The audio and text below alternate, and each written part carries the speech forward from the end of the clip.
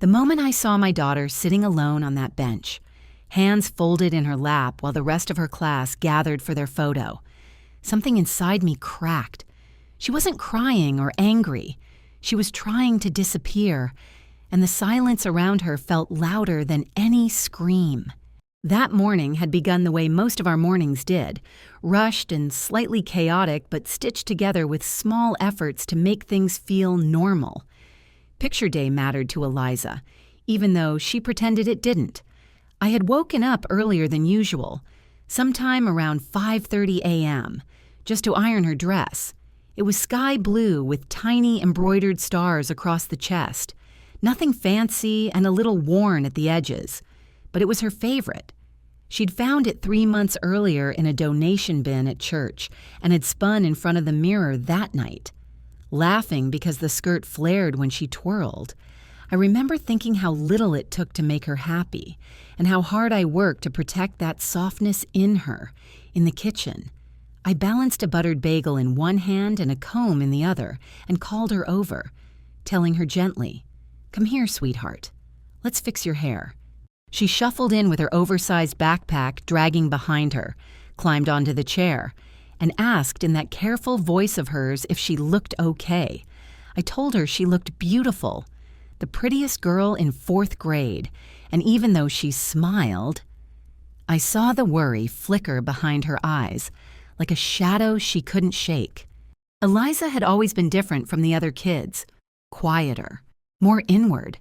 While her classmates obsessed over trends and gadgets, she filled the margins of her notebooks with drawings of birds and flowers, humming softly while she worked. Since her father, Daniel, died 2 years earlier, she'd retreated even more, as if part of her had curled inward to protect itself. We were barely managing financially, my days split between a diner in the mornings and cleaning offices in the evenings, stretching every dollar until it almost tore. But I tried to keep life steady for her. When she taped the picture day flyer to the refrigerator and asked if I could come help, I had called in sick without hesitation that morning. I packed her lunch with extra care and slipped in a cookie I'd saved from my tips, and we walked to school hand in hand past houses with manicured lawns and cars that purred instead of rattled. As we approached the school, her grip tightened, and she murmured that she hoped Miss Harlow would like her dress. I knelt to fix a loose strand of hair and told her she should wear what she loved, that she didn't need anyone's approval, but I could tell she wasn't convinced. Inside the gym, balloons framed the entrance and a folding table held snacks and props. While parents chatted easily around us, Miss Harlow stood nearby with a clipboard, her smile tight and distant, her eyes flicking briefly over Eliza in a way that made my stomach knot. I set down the paper cups I'd brought and whispered one last reassurance before Eliza joined her class, watching as she stood there, small but hopeful, smoothing her dress and adjusting her ponytail like she was preparing herself for something important. The photographer was setting up lights against a painted backdrop that read, "Class of 2033, and the air buzzed with excitement and hairspray. When Miss Harlow called for the children to line up by height, Eliza hesitated, unsure where she belonged, and that was when I heard it. Miss Harlow leaned toward the teaching aide and whispered that Eliza didn't have the right clothes, her voice soft but sharp enough to cut. Then she called Eliza over and told her to wait on the bench just for a moment, smiling in that way that felt colder than a frown.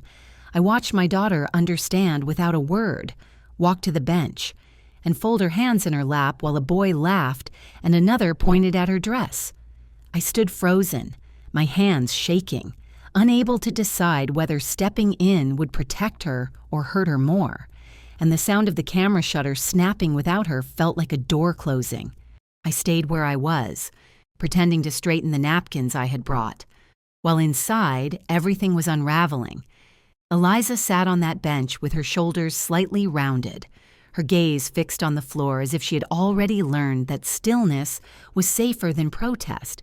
What gutted me most was that she didn't cry. She looked resigned, as though being left out was something she had practiced for.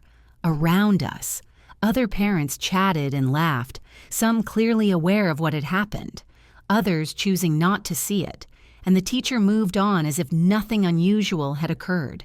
When the class photo ended and the kids scattered for juice boxes, Eliza remained seated, her hands now clenched together, and when she finally came to me and asked if we could go, her voice was so small it barely felt like sound. We walked out of the gym in silence, my grip on her hand tighter than before, as if I could somehow anchor her back to herself. Outside. The sun had broken through the clouds, warming the pavement, but I felt chilled to the bone, at the edge of the parking lot. I stopped and asked her if she wanted to have our own picture day, and she looked up at me, confused, asking what I meant. I told her we didn't need their backdrop or their permission, that all we needed was the right lens. And that was when I pulled out my phone and typed a message to Marcus Vale. I hadn't spoken to him in nearly a year, not since he had moved to take on higher-profile clients. But he had been a friend of Daniel's and had taken one of the only family photos we owned, the three of us laughing under a tree in our backyard. My fingers hovered for a moment before I sent the text asking if he could come, and when his reply buzzed back saying he was 10 minutes away, my chest tightened with relief. We sat on a low stone wall near the curb while we waited, Eliza sipping from a juice box and staring at the ground. I asked if she remembered Marcus, and she nodded faintly, calling him the camera guy, and when I told her he was coming just for her, not because anyone told him to, but because he wanted to, something softened in her expression. When the black car finally pulled up, shining and out of place in front of the school, Marcus stepped out with his camera slung over his shoulder and a warm smile that felt like a lifeline. He knelt in front of Eliza, joked about how she used to hate having her picture taken, and asked if she was ready to make some magic. And for the first time that day, she smiled for real. We walked to a small grove of trees behind the school where cherry blossoms drifted down in the breeze, and Marcus moved quickly, adjusting his lens and asking Eliza to stand tall, to spin, to dream. With every click of the camera, her smile grew easier, lighter, until it seemed to glow, and I stood off to the side, holding myself together as I watched her reclaim something that had almost been taken from her.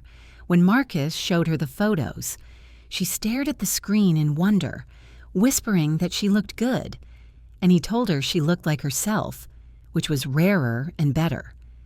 By the time we returned to the front of the school, Eliza was walking differently, her shoulders back, her head high. And when Marcus handed Ms. Harlow his card and suggested she reach out next time she wanted everyone included, the silence was more powerful than any argument. At home that evening, when the photos arrived, each one more beautiful than the last, I printed my favorite and taped it to the fridge next to the old picture of Daniel lifting Eliza into the air. The next morning, Eliza stood in front of it, studying her own smile, and when she said she liked it, I told her she should, because she looked like a superhero. Later that day, the school called asking me to come in and talk, but I didn't go. I didn't need explanations or apologies.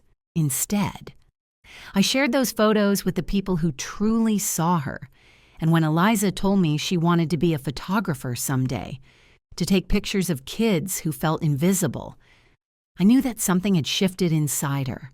She had learned, in the quietest and most powerful way, that her worth wasn't up for debate.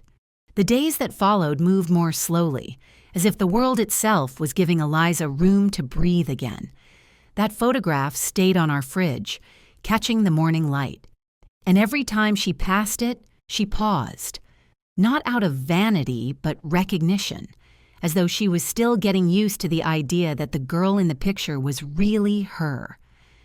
She went back to school quietly, as she always did, carrying herself with the same gentleness, but with something steadier underneath it. A kind of calm resolve that hadn't been there before. She didn't tell anyone about the photo shoot, didn't offer explanations or seek validation. And when she walked past Ms. Harlow's classroom, she didn't look in. She went straight to the library during lunch, a place that had always felt safe to her, and spent the period drawing cherry blossoms around a camera, writing the words seen across the page in block letters so careful and deliberate it made my throat tighten when her art teacher showed it to me later. That afternoon, as I wiped down tables at the diner and replayed the events in my mind, I realized how close I had come to letting that moment define her, to allowing someone else's judgment to become her truth. I thought about Daniel and how he used to say that kids learn who they are from the way the world responds to them, how every small interaction leaves a mark. Losing him had taught me how fragile those marks could be, how easily they could tip toward loss. But watching Eliza stand in front of Marcus's camera reminded me that they could be reshaped too. When I picked her up after school, she climbed into the car and told me matter-of-factly that she'd spent lunch drawing again. And when I asked how it felt, she said it was peaceful, like being somewhere quiet inside herself. A few weeks later, I took her to a small print shop downtown, the kind that smelled like ink and paper and had been there longer than most of the businesses around it. We brought her drawing with us, and the man behind the counter smiled when he saw it, telling her it was beautiful before asking what size she wanted it printed. Eliza thought for a moment and said she wanted it big enough to see from her bed, and when we hung it on her bedroom door that night, she stepped back and looked at it with pride that felt earned. She started talking more openly then about wanting to take pictures someday, about how cameras could make people feel important just by paying attention to them. And I listened, realizing that this wasn't just a passing interest, but a way she was making sense of the world. Not everyone responded kindly. One afternoon, another mother from school messaged me, saying she'd seen the photos Marcus took and hadn't realized Eliza was so photogenic. I replied simply that she had always been beautiful. She had just needed the right lens, and when no answer came back, I felt a strange sense of closure. The story didn't belong to the people who had looked away or stayed silent. It belonged to us, to the quiet reclamation of dignity that had happened under those cherry blossoms. When the school finally sent a formal apology, carefully worded and late, I read it once and filed it away, knowing that it didn't undo what had been done, but also knowing that we had already moved forward. Sometimes, late at night, I still think about that bench in the gym and the way Eliza sat there, small and still, and I feel a familiar ache rise in my chest. But then I remember the way she smiled when Marcus showed her the back of his camera, the way she hummed in the car on the ride home, and the way she stands a little taller now when she talks about her dreams. Those memories have begun to outweigh the pain, teaching me that being seen doesn't always come from the places we expect.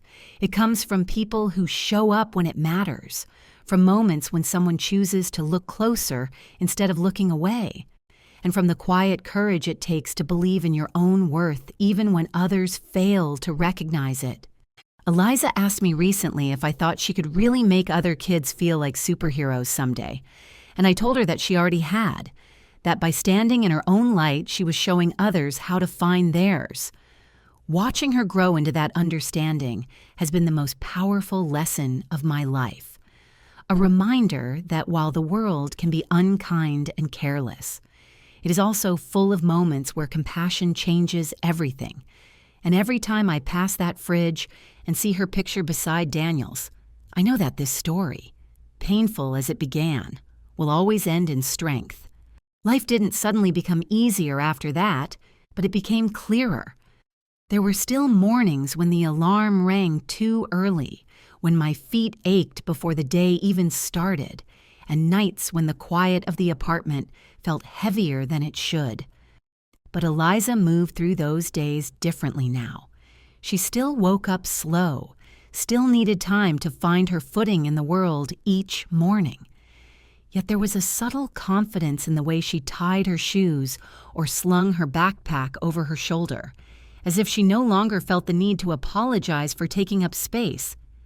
I noticed it in small things, like how she raised her hand more often in class, or how she no longer rushed past mirrors without glancing at her reflection. Not to judge it, but to acknowledge it. One evening, as we sat on the couch eating eggs and toast for dinner, she asked me what it had been like when I was a kid, whether I had ever felt invisible. I told her the truth, that I had. More times than I could count, and that for a long time I believed it was because I wasn't loud enough or polished enough or important enough. She listened quietly, her knees tucked under her chin. And then she said something that caught me off guard, telling me that maybe being quiet wasn't the same as being invisible, that sometimes people just didn't know how to look properly. It was such a simple observation, spoken with the calm certainty of a child, yet it felt like a door opening inside me, reframing not just her experience, but my own, at school. The year moved on. Ms. Harlow remained polite but distant, careful in a way that suggested she had learned to guard her words without truly examining them. Eliza never mentioned her again, and I didn't ask, choosing instead to let my daughter decide how much space that woman deserved in her story. The art teacher, however, continued to nurture Eliza's creativity, setting aside scraps of paper and pencils just for her. And when a small exhibition of student work was announced for the spring, Eliza's cherry blossom drawing was displayed near the entrance. She stood beside it during the open house, hands clasped just like she had been on that bench months earlier. But this time her posture was proud, her smile easy, and when someone complimented her work, she said thank you without shrinking.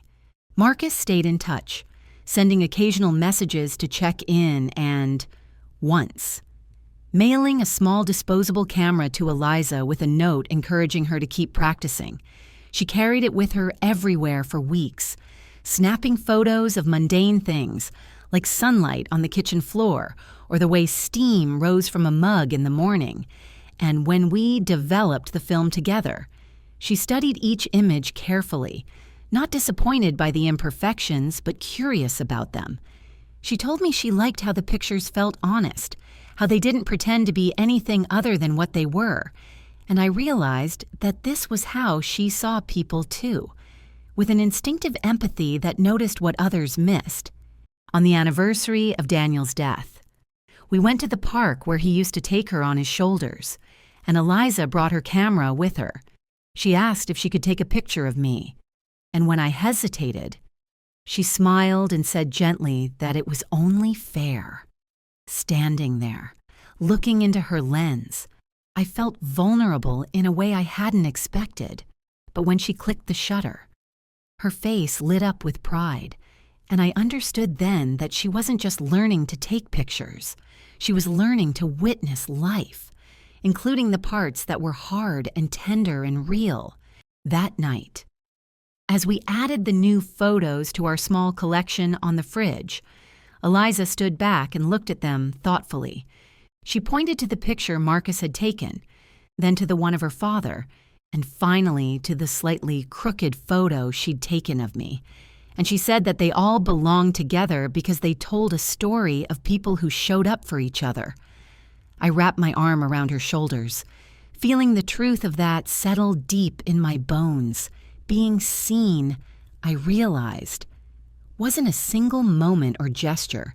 It was an ongoing act, a choice we made every day to recognize ourselves and others with kindness. As she headed to bed, she paused in the doorway and told me she was glad I hadn't yelled at the teacher that day, that she was glad we had gone to the trees instead. I told her I was too, and after she fell asleep, I sat alone for a while, thinking about how close I had come to letting anger be the loudest voice in that moment.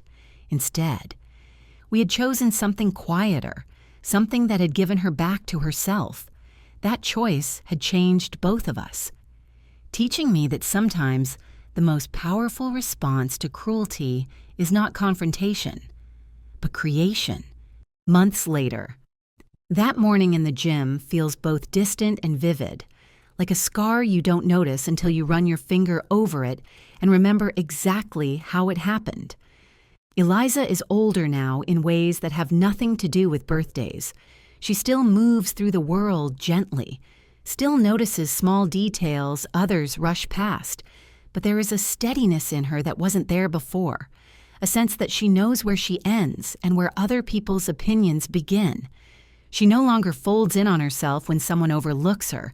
She simply steps slightly to the side and keeps going, as if she has learned that not every door needs to open for her to move forward. The photograph remains on our fridge, edges curling just a little with time, and it has become part of the rhythm of our lives. Friends who visit sometimes pause in front of it, asking where it was taken or commenting on the light. And Eliza answers calmly, without the old hesitation, telling them it was taken behind her school under the cherry blossoms. She doesn't mention the bench or the exclusion unless she's asked, and even then she speaks about it without bitterness, as if it were a chapter that ended exactly where it needed to. Watching her do that has taught me more than any apology ever could have, showing me that healing doesn't always mean forgetting. It means carrying the memory without letting it bend you out of shape. There are still moments when the world reminds us of its sharp edges. Eliza notices when other kids get things she doesn't, hears comments that sting, feels the familiar pull to make herself smaller. And when that happens, she tells me about it at the kitchen table while I make coffee or late at night when sleep won't come. We talk about it honestly, about how unfairness doesn't always announce itself and how some people mistake privilege for merit. And I watch her absorb those truths without losing her softness. She asks thoughtful questions, ones that reveal how deeply she thinks about other people, and I answer as best I can, knowing that I'm not just raising a child, I'm learning alongside her. One evening, as she sorted through the photos she had taken with her camera, she paused on an image of a boy from her class sitting alone on the playground, his head bent over a book, while the others ran past him. She told me she wanted to ask his parents if she could give it to them, because she thought it showed how focused and smart he looked. And in that moment, I saw the full circle of what had begun on that picture day. She wasn't just reclaiming her own visibility, she was extending it outward, using her lens to offer others the same dignity she had been given. I realized then that the true power of being seen is that it teaches you how to see. Sometimes I think back to the version of myself standing in that gym, frozen with anger and fear, unsure of the right move, and I wish I could tell her that choosing love over confrontation would not mean choosing silence. It would mean choosing a different kind of voice, one that speaks through action rather than argument. Marcus's arrival, the blossoms, the quiet click of the camera, all of it mattered. But what mattered most was the decision to show my daughter that her value did not depend on anyone else's approval. That lesson has stayed with me, reshaping the way I move through my own life, reminding me to look for moments where I can affirm rather than react. Eliza told me recently that she still wants to be a photographer when she grows up, but not the kind who only takes pictures of important events. She wants to take pictures of ordinary moments, of kids waiting for the bus, or people sitting quietly with their thoughts, because she thinks those moments are where you really see who someone is. I smiled and told her that sounded like exactly the right kind of work, and as I watched her adjust the strap of her camera and head outside to catch the evening light, I felt a deep, quiet pride settle in my chest. If there's one thing this experience has taught me, it's that worth is not something bestowed by institutions or authorities. It's something that exists long before anyone tries to measure it. Sometimes all it takes to uncover it is one person willing to look closer, to say, without hesitation, "You matter." If this story resonated with you, if you've ever watched someone you love feel invisible or found your own way back into the light, I hope you'll like, share, and subscribe. And tell us in the comments about a moment when being seen changed everything for you.